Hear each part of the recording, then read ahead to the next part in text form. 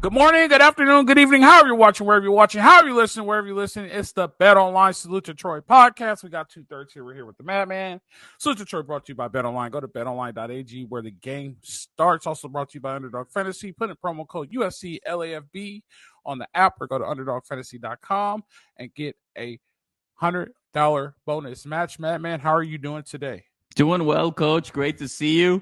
Back in our usual spots, if you will. You know, having you host and sort of me analyze is we're back to normal here after last week with the Victory Bell series and, you know, back to normal a bit. And so excited to break it all down with you. And I see, Coach, that you've got a beautiful sort of angel over your left shoulder. Goes by the name of Lincoln Riley. or L Dot. Or you can call him L Dot. Yeah. Like they say K Dot, you could call him L Dot. No, I saw this the other day and I sent it to you guys. I was like, I can't pass this up. This is for sure Totally my background. I couldn't pass this up. This is like I could move out the way so you could completely see it. Yeah, I mean, he's got the whole buckle and, you know, the jeans, the leather jacket, but still the visor. You know, there was some fun chatter on Twitter over the last day or so where everyone's like, I don't know how I feel about this. You know, it's I couldn't pass great. that up. Absolutely. It was like perfect timing. I think the caption to it said like the King of LA or something like that, but I couldn't pass it. He's not the King of LA yet until he starts recruiting all these number one things. I will say this, and we're gonna jump into recruiting today. I think if you go to LAFB Network, Ryan put out a good story. Or he put something on Twitter, and he was actually my old high school coach, modern day with Coach Laura. And I don't know if you remember the comment, but I was like, that's a really good sign because Coach Laura loves sending players to SC. And I think Lincoln Riley is building that modern day connection back to do what you love, build the role around LA. And so it's a good sign. I don't think recruiting is there yet for 26, but I do think 27, 28, I think we are building the wall around LA. And I'll say that because of we got somebody from Folsom that is Tebow S. I'll just put it like that. So we'll get into recruiting a little bit later. I just wanted to get a little insight on that, but I love that right there. Before we jump into recruiting, though, get deep dive. Let's talk about the UCLA game, make it a little bit more USC centric. We don't have Thrill here anymore. And I know we love Thrill, but Thrill's gone, so we don't have to listen to that. Thrill's gone, as are UCLA's bowl hopes. Yes. I mean, at the end of the day, I'm gonna take UCLA side for a little bit. And there are times where I take UCLA side. I think the rivalry is great for Los Angeles. I do think that. But I also think that I'll just say the front office. Bless you. Thank you. Bless you. I'll just say the front office. I would say the front office at UCLA needs to understand what this rivalry means and what it means to LA football. That's what I would say. It's kind of like what we're talking about with like the front office at SC needs to understand like the small things that means a lot to SC, and I think UCLA needs to figure that out. But at the end of the day, like it needs to come back, right? And so jumping into that, SC was the better team. I said that, SC was the better team, but SC didn't play as the better team, but they were just able to overcome it because they were the better team. You know what I mean? I'm a little upset, man. I'm a little upset. I'm upset with planting the flag in the middle of the field. And I said that to a lot of my SC friends, and they all said the same thing. They all said the exact same thing. They don't know how to win. Like, winning is a celebration to them compared to when you went there and when I played there, it was a normal thing. Right. And I'm pretty sure you heard me say this before. You don't hope in sports. You just know. Right, you walk in and you know you're going to win. You know the outcome of the game, and I was a little bit upset with that, and I kind of don't know where the direction is going with this rivalry, man. And that's more disappointing with me. I know we should be happy that we won, but I care more about the victory bell. I hate losing the victory bell, but losing the victory bell is good every now and then. I lost it personally, you know what I mean? Right, but I right, won it yeah. back, like, you know what I mean? But I just don't know where this rivalry is going. And I'm sorry, I kind of derailed it. And you could talk about the game, but it's been kind of weighing heavy since yesterday. And just thinking about it today, like, we have to figure out how to get this rivalry back to where it was. Even when I played in the 2000s, like, it was anybody's game. Like, we have to get it back to that and back to 12:30. So disrespectful by the Big Ten to put that game on at 7:30. Like it's just so much that means a lot to Southern California, and I don't know how we get it back, but I just wish we can get it back.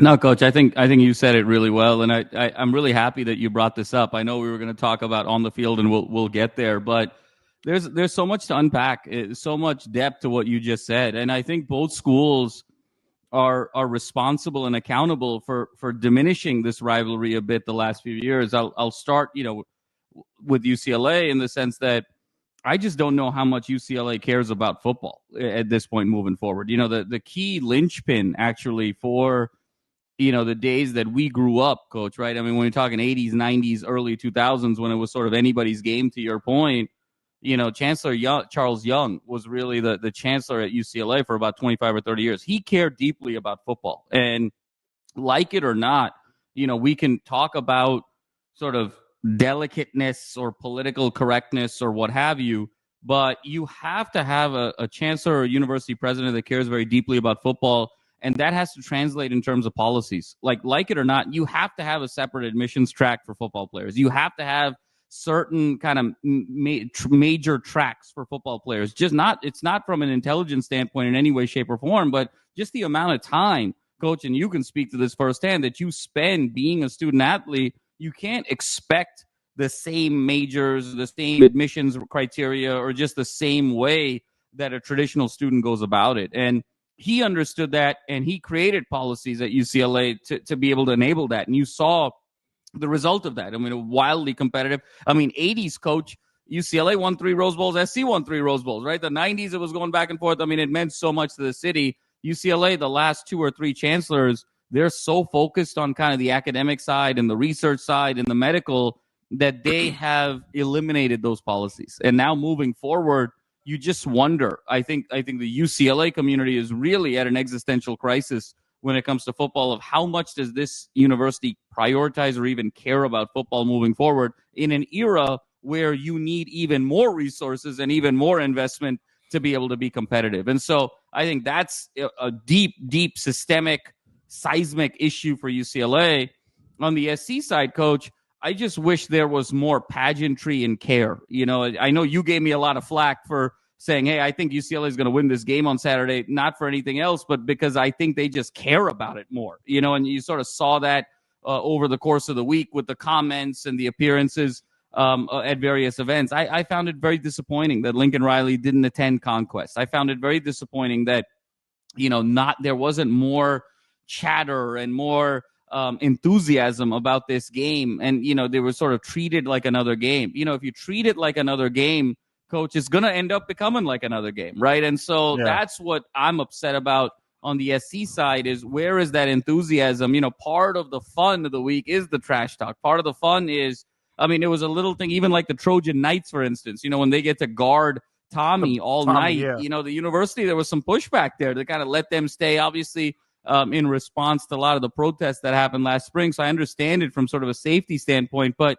you have to bring that enthusiasm to this rivalry. If you're USC. And that's the one thing I'm hoping with Lincoln Riley, that he starts understanding this. It's taken him so long to figure out what's important to USC tradition and USC history and the Trojan Wall. I hope he just kind of gets there. Frankly, Coach, shouldn't be taking 3 years to figure out. This is you should know this on day 3 on the job. It shouldn't be on year 3 on the job, And so I think that's kind of the concern, Coach, on the SC side. And to your point, I think it's a great one. Look, I'm going to quote John McKay, the great John McKay, the legendary John McKay, when he said, there's nothing worse than losing to UCLA, and there's nothing better than beating Notre Dame, right? And he said it that way in particular, because in this rivalry, SC is Goliath and UCLA is David. That is the sort of the matchup. So if UCLA wants to go and plant the flag on the Coliseum, they should be able to because they're the David, right? But you don't see Goliath going and planting the flag on David Stadium, right? I think to your point, Coach, and I think that's where, you sort of worry about it. I appreciate the sentiment with Woody Marks, but I also found it kind of interesting, right? He was like, I saw UCLA plant the flag at the Coliseum last year, and it upset me, and I wanted to do it. Woody Marks was at South Carolina last year. He wasn't even a Trojan, and so that's, I love the sentiment. I love sort of the heart and the intention there, but that's kind of interesting. Like, you didn't even firsthand experience losing to UCLA last year. You saw it literally on TV, like so many of us, and then you wanted to go sort of plant the flag. It's kind of like the Lakers trying to plant the flag on Intuit Dome, or Intuit Dome, yeah. It doesn't make any. Or the Dodgers trying to plant the flag, at Angel Stadium. It's like, what are you doing? You are the flagship brand here. Like, what will you? Goliath doesn't need to go plant the flag on David's Field. Like, what are you? You're almost diminishing yourself. So, I think that's a great point, Coach, moving forward, and we'll get into the game. But I think both schools need to sort of look a little bit more inward, to your point, for different reasons. To sort of assess how do we kind of get back to that rivalry, because if this is lost, Coach, it would really be unfortunate. The 12 miles apart, it's so unique. There just even the way you sat in the stadium, so many folks, split families, everyone's kind of sitting together, talking smack with each other. It's so special that we can't lose it. And it's crazy because I like to think that House Divided started with this rivalry because it's so absolutely close. You know what I mean? I like to think that you could easily marry somebody that went to the opposing school sure. easily, without a doubt, or work with somebody there. I was legit working with somebody, and we had a meeting last Monday, and I legit told her, I can't talk to you this week. And right. she's like, good, because I don't want to talk to you. I'm like, and everybody's like, what's going on? I'm like, she went to UCLA. It's the SC UCLA week. And it was like, oh, okay. We thought something. So, it's those type of things. Let's jump on the field. Hey, so, and I kind of mentioned this yesterday. I was really impressed with the fourth quarter, right? And a lot of thinking since 10 o'clock yesterday morning to where we at 7 o'clock right now. A lot of thinking, and I wonder if they could do this consistently. You know what I mean? And when I say that, I wonder. So we let's go back to last year, right? Or last December, they go to the Holiday Bowl, put on a great performance, right? And you're like, wow, okay, this is a team now. They really turned it on. They go to Las Vegas, and you look, you're like, oh, we got something cooking here. We're getting excited. We're all getting excited. Everybody has great games. They play Utah State. They handled Utah State way better than they handled teams like that in the past. They get to Michigan. I think they played a better ball game against Michigan, right? Things happen. It is what it is. And then all of a sudden, it's just like the wheels just came off. And it makes me question the top, right? A good team walks out of Ann Arbor like, hey, okay, take that. Take that bloody lip, wipe it off, look at that blood, don't let it happen to you again, right? And it seems like we get, and this is the second year now, it's like we get punched in the mouth and we just put our hands down and we constantly get punched in the mouth again.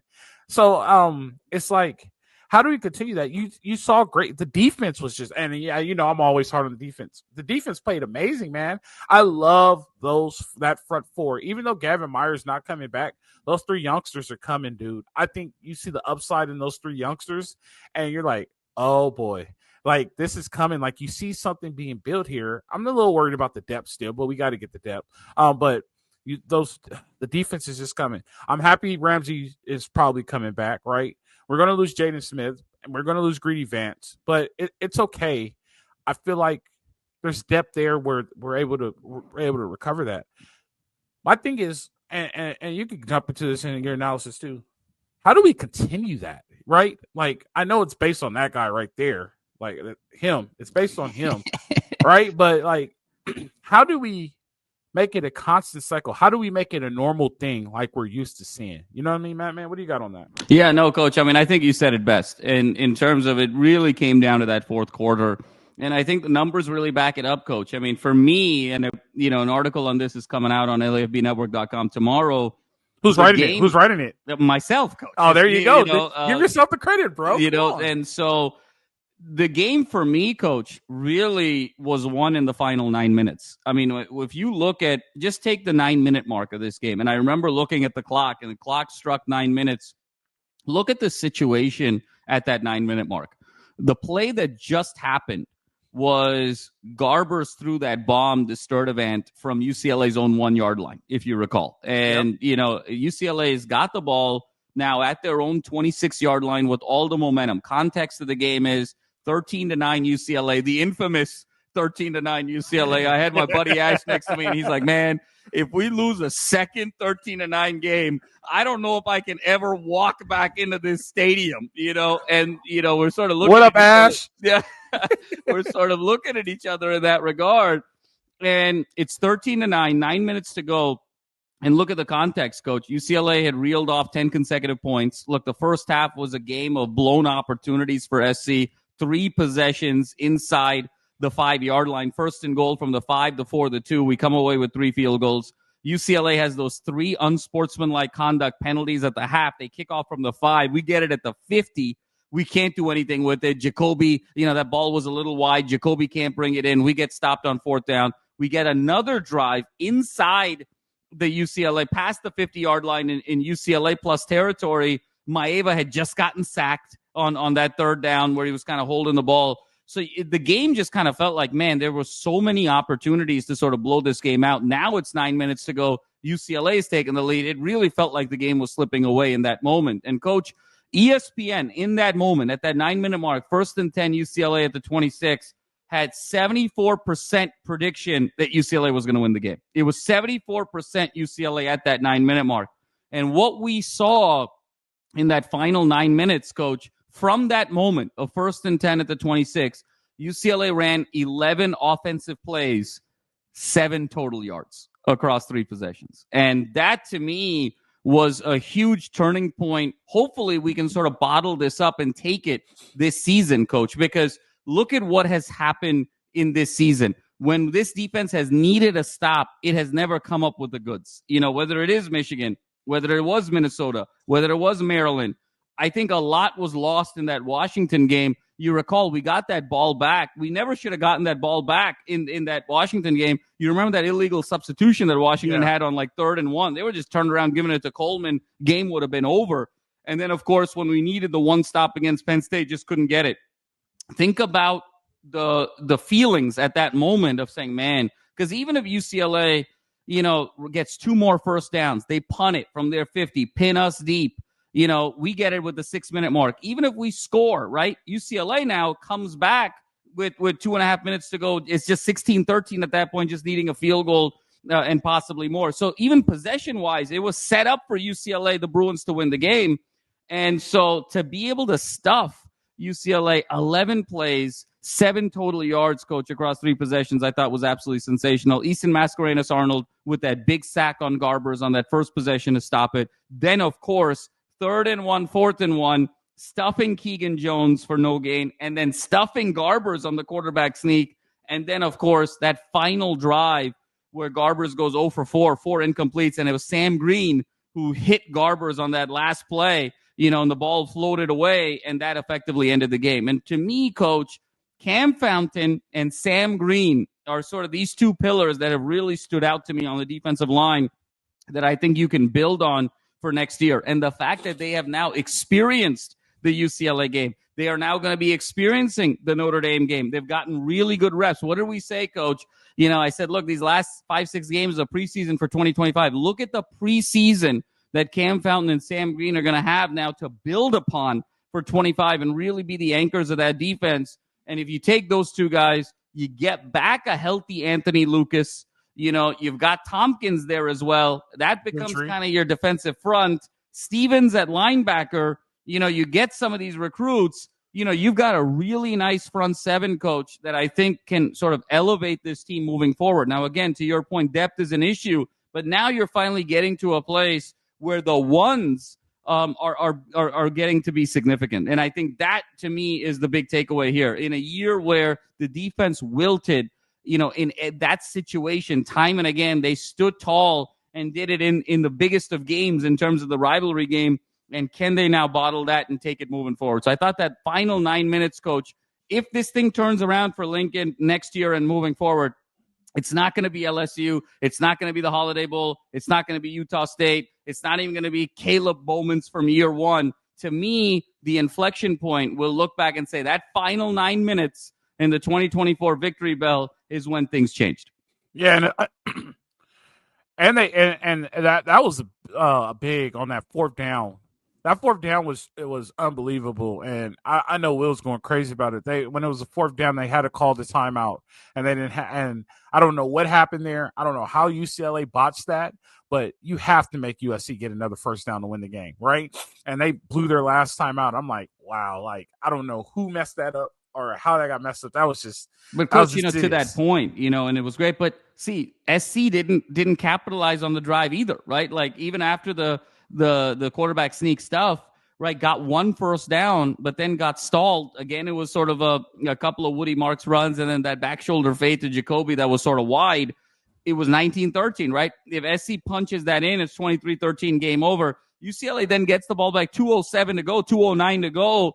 They got to go 65 yards to go win the Victory Bell. The game was still on UCLA's racket, and SC needed to come up with a third consecutive stop. I mean, it was 3 consecutive stops to win the game, and to me, that was so significant. Yeah, but they called the timeout. After they called the timeout and didn't get the fourth down, that's when USC took the knees. It was that last. Yeah. No, I hear you. Yeah. They should. They blew that. I got you. On the 4 straight incompletes. Yep. Yeah, I got you. Yep. They should. Me and people think I'm crazy. I would have took the penalty and just still try, and then even if I don't get it, make the defense make one more stop. You know what I mean? Like or make Lincoln Riley do something to where he has to get a first down. Because if he doesn't get a first down, UCLA has another opportunity. So that's exactly right. Yep. Yeah. So that one was interesting too. But neither here nor there. I remember when we was doing it, I was like, USC is the better team, right? And you saw USC was the better team. They didn't score the ball, but think about it. They capitalized on all the red zone plays, right? They capitalized on all the red zone. We're looking at 28-13 game. Like it's halftime. A couple of plays here and there. Look, I think the one in particular you feel like that SC kind of got hosed a little bit was when McCree ran into the ref, on the first drive, because that was a really nice play call. For as much as Lincoln is getting killed for play calling in the red zone, and he should be getting killed, but that was a good play call on that play action. McCree just sort of runs into the ref, and then what can you do, right? And so even if you say you go 2 out of 3, you're not even saying it's perfect. You go 2 out of 3, it's 17-3 at the half. Even if you go 1 out of 3, it's 13-3 at the half, right? It's still a 2-possession game. And the fact that SC went 0 for 3, kept it a 1-possession game, that's when it got shaky, because that's how upsets happen, right? When you have how many times, Coach, have we seen a game where when you have the opportunity to blow a team out and you don't do it, then they come back and get life. And that's why it felt so much at that 9-minute mark. Again, really, that stadium, you could sense an anxiety on the SC side and attention. I think the vast majority of the stadium felt like UCLA was going to win the game at the 9-minute mark of the fourth quarter. And so for the defense to sort of rise up from that, I thought was very significant. Coach, we have been what I will call very specific in terms of our praise for the defense. It's so much of the conversation right now as well. 34 points a game last year, 21 points a game this year. Voila. It's such a better defense, historically better defense. I think you and I are looking at it from a much more nuanced perspective and saying, look, the context matters, the conference matters, the pace of play matters. Go take 30 points a game in the NBA today and go compare to 30 points a game in the NBA 20 years ago. Those are 2 different 30-point games. And it really comes down to a yards per play metric is really the key. To me, those final 11 plays of the Victory Bell game, that was a significant shift in terms of defensive intensity, defensive execution, and defensive outcomes than I saw all year this year and certainly all year last year. So the key is now, can Fountain, Green, Tompkins, can these guys now kind of take that and grow with it with a healthy Anthony Lucas next year? Yeah, and Gentry. Don't forget Gentry. And Gentry, of course. I think Gentry, Stevens, absolutely. I think Gentry is Lynn's King's Gamut. Yep. I think that's the guy that he'll be able to move around in spots and be able to make plays. So that Latu role, right? I mean, that's the thing. Yeah. So I definitely think that is. But we got the Victory Bills. Like we said, the Victory Bills back home. It's off vacation. It should be primed and be ready to paint Cardinal for next season. Good game. Like you said, let's bottle it up. Let's see what we can do against Notre Dame. Somebody made a good point to me. There was like, actually, I've told this to Jay. Jay called me today, and because he did his show like at 1:00 in the morning his time, and I was like, "Oh, Jay, let me jump on the link." Where he called me. He's like, "Man, I apologize. I was unable to get you." I'm like, "Jay, it's not a big deal. Like, it's not the end of my world or whatever." I was like, he was like, "Coach, you got to give it to him. The defense is better." I'm like, "No, they played really well yesterday." Yep. I was like, one thing I can say is they haven't got blown out this year.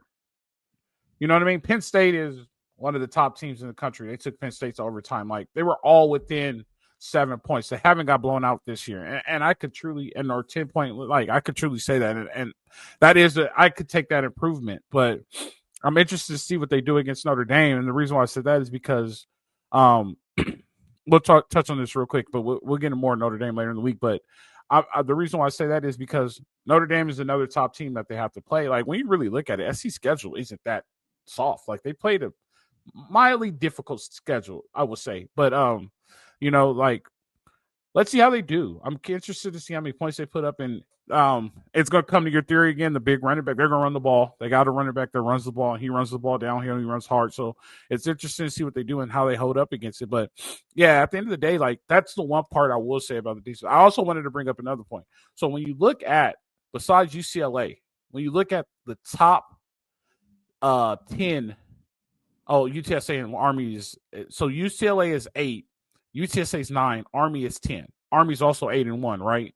But number 7 is Penn State, Tennessee, SMU, Michigan. Okay, Michigan is out of it. And then Ohio State, Ole Miss, Indiana. All those teams are fighting for a college football playoff spot. Yeah. That's overall rush defense, right? So stopping the run matters. And if you go to total defense, I'm pretty sure total defense is about the same. All the teams that are in the top in total defense probably are the teams that are in a college football contention. Look, Ohio State, Indiana, Notre Dame, Penn State, Tennessee, Oregon. NIU actually has a good defense. Tulane's trying to fight for a playoff spot, believe it or not. Army's fighting for a playoff spot. So you look at those teams, like, there's a reason why they're there, and there's a reason why they're making it to the playoffs. Defense still matters. Even though they're trying to make this offense world, defense still matters. So with that being said, depth should no longer be an issue because now you get 150 scholarships. Right? So depth should no longer be an issue. I don't know how they're going to handle that, but let's flip over to recruiting real quick. And so we had 2 flips and we gained 1. Right? So we gained, I'm going to mess his name up. Help me out with his name. Yeah, Nila Tupou. I was going to mess this. I was trying to get the last name in my head. Like, I'm going to mess his last name up. So we gained Nila Tupou from Folsom, which is a big get. Folsom High School is legit. Folsom played Poly this year. I saw Rider Lions play. Yeah, and that's significant, right, Coach? Because Tupou is Lions' teammate, and so you're building that pipeline for perhaps the even greater prize, right? In Rider Lions class of 2026. Yeah, and so I saw him. And I'm like, who is number 1? He's a dog, and they're like, he's going to Utah. I'm like, they missed on that one. Like, I don't know how he's not going to SC. We got him a flip. He's coming to SC. The only thing, and you remember when Ryan sent it to us, I said, that's a true rush in right there. And then what did Ryan say? We're going to play him at tight end. We're going to play him at tight end. Like, what are we doing? Like, that's when I start to question things like, that's a true rush in. Put him at tight and not tight end. Put him at defensive end. Let that dude go eat. Like, so hopefully the tight end doesn't work out. The tight end thing doesn't work out. And then be like, let's try him at defensive end. And he becomes just a Sean Cody with a mixture of Lawrence Jackson with a touch of Willie McGinnis, and that's there we go. Okay. You know, a whole bunch of good. You know what I mean? Like, that's just that dude's good, and we'll get an opportunity to see him play because I think Folsom's going to go to state. Just how good that team is, so we'll be able to see him play. You get to see 2 SC guys play, you be like, oh boy, we're looking good. You know what I mean? Like I said, I think the wall is up on the East Coast. We just got to put it up. That's a big wall. Let's just say the small wall. So the wall's up in the north. We got to get that wall built on the East Coast of California to keep people from getting out and going back east. You got anything on? No, Coach. I mean, I think the Tupou, the only thing I'll add, I think you said it really well. I think this is one of those cases where I think he's a little underrated in terms of stars, right? I mean, he's 3-star. I think part of it is also sometimes when you are an athlete, you get a little bit shortchanged. And sometimes I think the recruiting agencies, through no fault of their own, I think there's a perception and a bias that an athlete, when you close your eyes and you think ATH, right? The recruiting moniker ATH, you think of some fast, small guy, wide receiver / corner, running back / corner. This kid Tupou at 6'4", 225. This kid is an athlete. He's just an athlete at the bigger positions. I mean, he's an athlete, tight end / defensive end. And so I think as a result of that, you just don't see guys that athletic at that size all too often. And I think he's been shortchanged with the 3 stars. So hopefully, he sort of gets into the shop here with Lincoln, and it works out on the offensive side. Coach, he could be kind of Tebow. He also could end up becoming kind of like Davis Warren of Penn State, the offensive version. I know you talked about, LJ and all of those guys on the defensive side, but the offensive version feels a little bit like Warren of Penn State. So I think we're excited. He's going to be raw when he comes in. So I think this is probably someone to Poe that, we're thinking kind of big impact in 26 potentially, but a really nice get for who he is, but B, also the fact that he's the gateway potentially to Rider Lions, who would be kind of the heir apparent after Longstreet. Yeah, and so let's talk about the kids we lost. Just to preface, this flip game is crucial, boy. I've never seen anything like this. This has to be the first year this has ever been like this. Like, it's just all hunting season. There's officially no rules in the NCAA. You know what I mean? Like, this flip game is crazy. Kids are getting flipped from Alabama. This flip game is crazy. So, Florida flipped Tahj Jackson, the linebacker. 4-star guy. Looks like the guy was going to be the guy to replace Gentry. This kind of makes sense to me because Gentry's coming back and kids don't want to wait anymore. Like, if you're looking at like what the game is today, like, they want to play now. It's not the reality of the game. Like, you're 18, there's still grown men on the field. So it kind of makes sense to me, but it kind of doesn't. Seems like a little bit of fear of compete, but people are going to call me crazy when I say he's afraid to compete. Staying home, I get the whole staying home thing. It makes a lot of sense, but just, I don't know. Like, it's just hard to find a backer now because most backers are locked up. Now you got to hustle and go get a guy that you have to flip back to, not back, but you got to go get a guy to flip to replace that line. We need, not that line, but that person on the depth chart. So, but we need depth at defense, man. Like I mentioned, we're going to be playing against bigger rosters. You know what I mean? Like, totally. We need the depth on the defense. So hopefully SC could get it. Am I worried about the loss? Not in the immediate future because we get Gentry back. You know what I mean? So it's not like it's the end of the world. But I do think it's a very, very important cog in the wheel because we do need the depth just in case Gentry does go down again. Yeah, Coach, I'm sort of more concerned than you on this regard. A couple of things. One is obviously he's a top, 250 ranked player. He's 207 nationally. Tahj Jackson, 4-star, 21st ranked linebacker in the country, and 24th overall in the state of Florida. You always get concerned, Coach, when these kids still take visits after they're committed, and I think I always say that. Don't let your kids take visits. And that was the key. And, he got to Gainesville, he's back home in the state of Florida. And what an atmosphere, Coach. I mean, Florida upsetting Ole Miss, you're sitting in the swamp and you're seeing that. And I got to be honest with you, Coach, that atmosphere right now, the Coliseum is nowhere close to that atmosphere right now. We're nowhere close to sort of an SEC-like atmosphere in terms of crowd, in terms of craziness, in terms of just electricity in the stadium. So I think he saw an opportunity. Florida beating LSU last week, now beating Ole Miss. Yeah, I think he's sort of seeing an opportunity to really build something at Florida. And look, they're a blue chip name just as much as we are. I know we sort of get into the details there, but between Spurrier and Meyer, 3 national championships in the last 30 years, Coach. So they've been at the top of the sport. They've been at the top of the sport even more recently than USC has. So it's a formidable opponent that we sort of lost to. But I think to your deeper point, Coach, is, so much of the narrative the last 7 or 8 days has been lost Julian Lewis, got Hassan Longstreet. Lost Carday Smith, got Adam Dunn. Tupou is someone that we're excited about on the offensive side. But, Coach, now we lost Hayden Lowe, and now we lost Ty Jackson. So to your point, the two primary defensive guys in this recruiting class we have lost.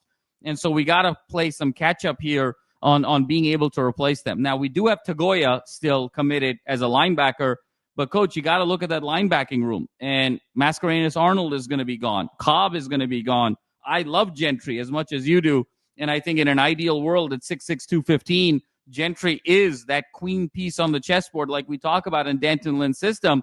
But Gentry just can't stay healthy, Coach. Gentry sort of reminds me of Rafael Nadal. He's like Rafa Nadal. It's like Anthony that Davis body shouldn't be playing that sport. You know what I'm saying? Like Nadal doesn't look like a tennis player.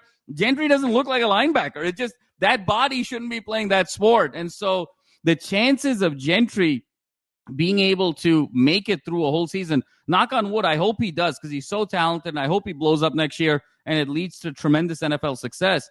But the chances of Gentry being able to stay healthy over a 12, 13, 14-game college football season, Coach, I mean, that's at like under 20%. And so it's one of the reasons why Rayshawn Davis redshirted, because he really saw an opening there. So, you hope that Stevens pans out next year and he sort of builds on the things that he's growing here, and you got Gentry. But that's why you do need that pipeline to start getting going here, because you do lose a lot in that linebacker room moving forward. I don't think you're going to feel it as much in 25, but certainly on the other side of it, you will. So to me, that's the significant piece of losing Ty Jackson. And I think it has to also make everyone take a step back and really reemphasize, Coach, this Trojan wall, because, we talk about the recruiting, and we're going to be talking about recruiting a lot now, Coach, from now until December 4th. And then, in the off season, right? When that becomes sort of the dominant storyline. But think about all the guys we talked about over the last 8 or 9 months: Justice Terry, Isaiah Gibson, Ty Jackson, Hayden Lowe, on and on we went. And how many of those guys actually sort of panned out at the end, right? So even when we get these commits, until it's the dotted line, it really doesn't mean anything. It is so the Wild West at this particular point. And I think that's where localization matters so much. I've been harping on that Trojan wall of when SC is going to be back, because you want to claim your territory, number one. You want to show your geographical dominance. But in today's day and age, Coach, where there is no recruiting window, where these kids have access to other teams 24/7, you want to be geographically close to your recruits, right? So that's the challenge of going and consistently recruiting in Georgia or Florida or Louisiana. You can go there and make a great impression, but then what happens when you take that flight and come back home, right? Yeah. I mean, you can't go live there. You can't go park there. These other local schools are just going to have a lot more access to those kids than you are. I mean, it's kind of like being in a long-distance relationship, right, Coach? It's like, we had a great time for the weekend when we're there, but, like, what happens when we take the flight and we're away from each other?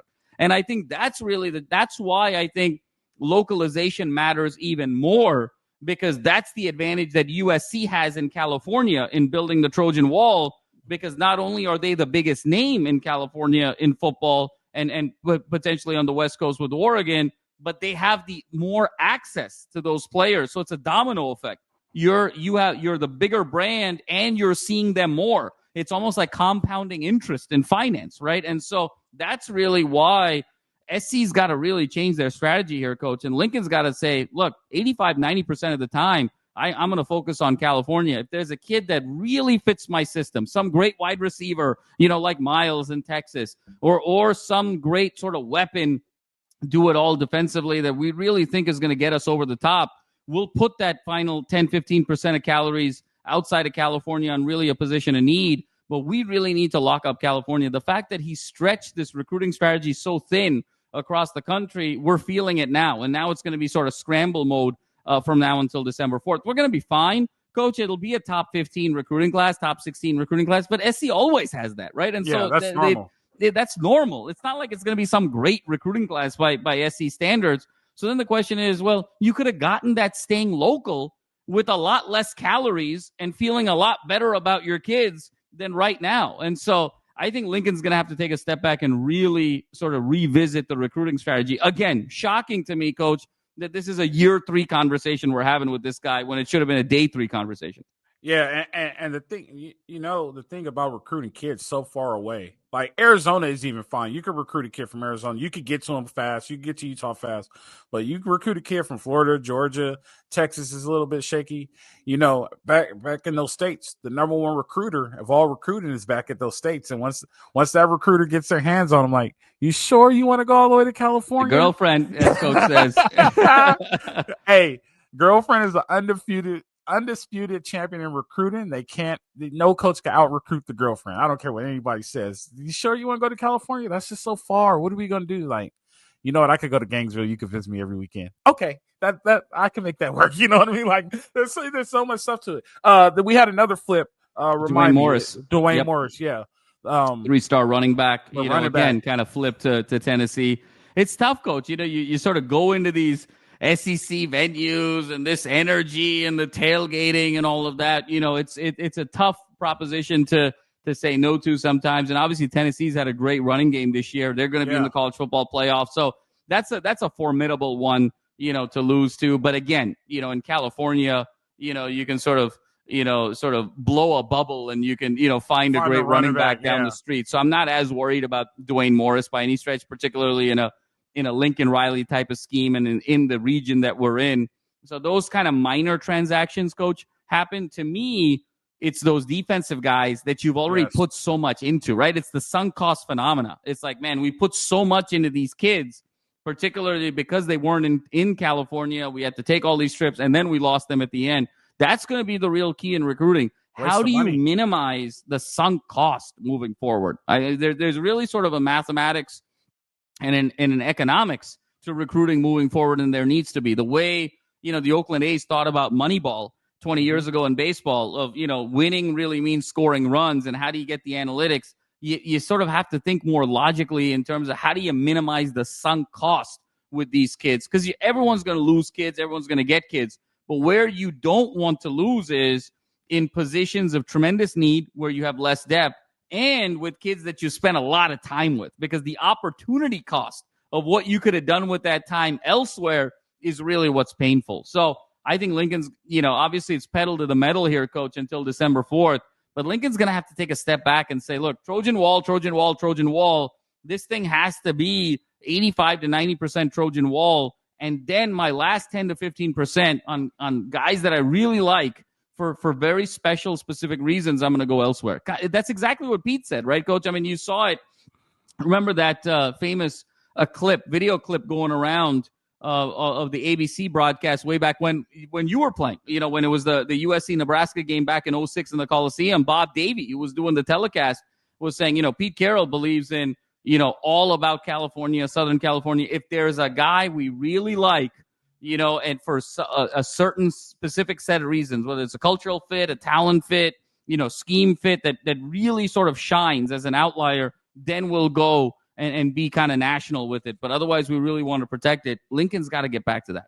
Yeah, that's why he's all about on the Rose Bowl, right? Yeah. Like, the Rose Bowl is like the bowl game. I mean, that's what it is. Pete cared more about the Rose Bowl than he did about national championships. Yeah. I mean, that's not hyperbole. Yeah, they legit put a vinyl up in the locker room on the Rose Bowl with the picture of the Rose Bowl. So, I mean, it's a factual thing. I'm not too worried. You're right. I'm not too worried about losing the running back because we have a pretty deep, pretty good running back room.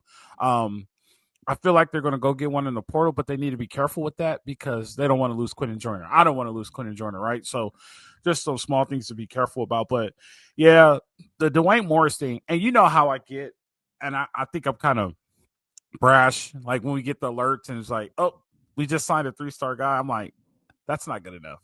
You know what I mean? It might be diamond in the rough, but like, we got to start, if we want to compete, we got to start competing with recruiting, right? We got to win in the recruiting battle, and we got to start getting these 5-star guys. And these 5-star guys has to be a tough sell for them to leave. We have plenty of 5-star guys in California, right? Like, so that's just like my brother. He was like, you guys just lost the number 1 quarterback. I was like, we got the number 2 player in the state. He was like, oh, I didn't know that. I'm like, yeah, like, you know what I mean? Like, and it needs to be like that. It needs to be how it used to be, like SC or nothing. Yep. Right. From Eureka all the way down to Chula Vista, SC or nothing. Like, it's so funny because you hear guys like RA say, oh, yeah, I remember when SC was recruiting me.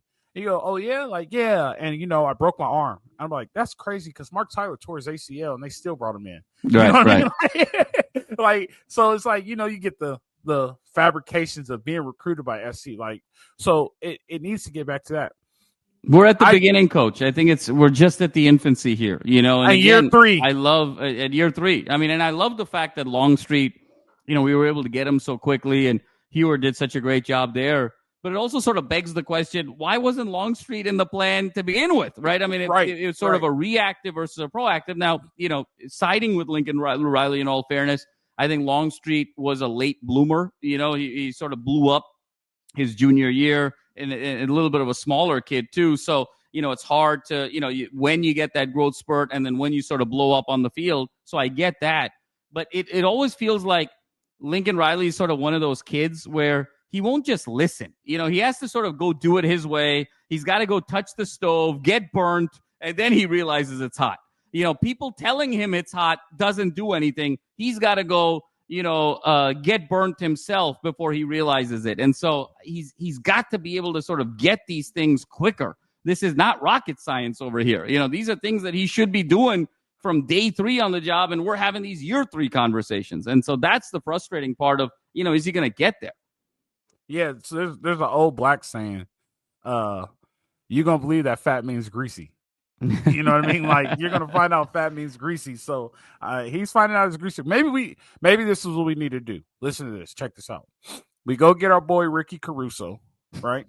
Go get our boy Ricky Caruso. We have him fund the NIL with the stipulation of a certain percentage needs to be California kids. Hey, there's something. You know what I mean? There's something. Yeah. Maybe we even get Karen Bass involved with, her and Ricky have a really good relationship. So yeah, it's love hate. It's sort of a victory belt relationship really between Caruso and Bass. Yeah. Yeah. So maybe we get them involved, get a little bit of funds involved, a little bit of state funding for the NIL, and get everybody all upset. But I don't know. Like I'm with you. We do have to go there, but we'll find out. It's getting close. We got a week now. It's Thanksgiving week. Next week is signing day, so we'll figure out what's going on there, and we'll see where we end up with. We see what we got. We do have National Signing Day also the first Tuesday or Wednesday in February, so we'll see what we get from there. We'll find out what we have from the portal, but we got to win in recruiting. I think we got to do a better job recruiting. And so here's my question, too. Wasn't this wide receiver coach supposed to be this awesome recruiter and the ultimate guy and able to sign the deal with everybody? That's not coming into fruition very well here, is it? Yeah, I mean, Coach, I think there's a really nice coaching staff, but you also got to realize that, we talk about Entz and, like Ty Jackson, Entz recruited him. He goes to Florida. You talk about, running backs coach. You talk about, defensive line. I mean, Henderson lost, Hayden Lowe, right? I mean, for as great as it is, I think you can talk about coaches all you want. And the development piece there, but Coach, this is getting so much more about the money that it's, things like culture, things like development. That's a hard sell, especially if, look, Coach, let's be honest, and we'll wrap it up on this point, and we've talked about this. It's not like they're not going to get developed elsewhere. I mean, it's like these kids, like Ty Jackson picked Florida over USC. He didn't pick Chattanooga over USC. I mean, Hayden Lowe picked Miami over USC. I mean, we're talking about, Dwayne Morris picked Tennessee over USC. These are all powers that are, all comparable schools. So I think the development point is incremental, even if you've got a really nice position coach, because, all these schools, I mean, all these top 15, top 20 programs are all factories for the NFL. It really comes down to, what's in your war chest in terms of finances. Yeah. I have a question for you to think about before we shake out of here. Prime goes to Dallas. Jaylin Lewis isn't happy. He enters the portal. Does he get a chance to be a backup at SC? No. I just think it's I think at that point, Julian Lewis feels a little bit tainted, not just for USC, but just in terms of the perception of him constantly sort of hopping around. It's kind of like the UNLV quarterback coach from earlier in the year. He sat out at 4-0. I just don't know. Super talented kid, but I think the way it's been so transactional, I don't think it's worth the hassle. Again, it goes back to that sunk cost piece, right? I mean, why waste effort recruiting time, recruiting resources, recruiting passion and energy if you feel like the kid's going to go somewhere else, eventually if it doesn't work out. So if he becomes available, let the highest bidder, take him. I think SC's got much more important needs, particularly when you've already got Maeva, you've got Longstreet, you're thinking about Ryder Lyons. The deeper question here, Coach, is that front seven. The front seven depth is what's necessary. I can't build it on the portal. Well, man, we put a great one together today, man. I appreciate it. Appreciate your time. Appreciate your effort. We're out of here early today, 7:39, but the sun told me, I was like, oh, man, it's late, but it's 7:39. If you want to check out a great article that's going to be published tomorrow by our very own Madman, go to LAFB Network and go check that out. If you want to learn about the Rams, the Chargers, and the other team that returned our bail gracefully, you can also go to LAFB. If you want to go check out fantasy football, go check out my guys, the Decide guys. They're also on LAFB. They post videos every day on YouTube on LAFB Network. Madman, we put one together. Ryan's enjoying Thanksgiving in Denver. Absolutely. It'll be great. And Coach, looking forward. We're probably going to put another episode out there, certainly previewing Notre Dame, of course, for our fans. So we'll do that, and then we'll see everyone on the other side of the game on a live stream. Yeah, definitely. Hopefully it's a victory Saturday. Yep, absolutely. Because they play in the middle of the day, right? They play in the middle of the day, 12:30. Yep, middle of the day. Hopefully you get a victory Saturday. We're happy about it. At this point, I will say this. At this point, even if it's within 3, I think I could be satisfied, depending on how they play. I'll put that stipulation on there. Okay, Alfred Riley, ladies and gentlemen. Alfred Riley. Look. No, it's fair, Coach. I mean, I think we're looking at how they're playing more than the score at this point. This is all for next year. Exactly. Yeah, definitely. Man, let's put one together for the Jules Shillelagh. It's Jules Shillelagh week. There we go. Sir. Yes, the battle of the Jules Shillelagh. So definitely, I appreciate you, man. We'll put one together, friends. I appreciate all you guys. Thank you guys for watching. You know how it goes. Live free. Fight on.